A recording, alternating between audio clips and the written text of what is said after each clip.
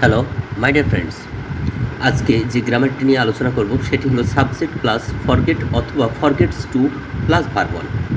এর বাংলা অর্থ হলো করতে ভুলে যাওয়া। স্ট্রাকচার প্রেজেন্ট টেন্সে আই, উই, ইউ, দে, তারপরে ফরগেট টু এবং ভার্ব ওয়ান। আর যদি subject third person singular number হয় হি, শি, ইট, তাহলে ফরগেটস টু ভার্ব ওয়ান। ফার্স্টে সাবজেক্ট ফরগট হবে, ভার্ব ওয়ান একই।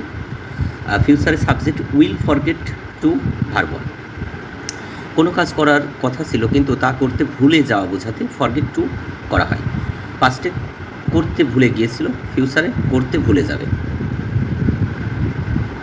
এক্সাম্পল, আমি দরজা বন্ধ করতে ভুলে যাই। I forget to lock the door. সে তার বই আনতে ভুলে যায়। She forgets to bring her book. এখানে ফরগেটস হয়েছে subject third person singular number. সে তার বই আনতে ভুলে যায়। She forgets to bring her book. সে আমাকে ফোন করতে ভুলে গিয়েছিল। He forget to call me. যেহেতু ভুলে গিয়েছিল তাই ফরগট হবে। তারা ফর্ম জমা দিতে ভুলে গিয়েছিল। They forgot to submit the form. আমি ইমেইল পাঠাতে ভুলে যাব। I will forget to send the email. আমরা টিকিট নিতে ভুলে যাব। We will forget to take our tickets.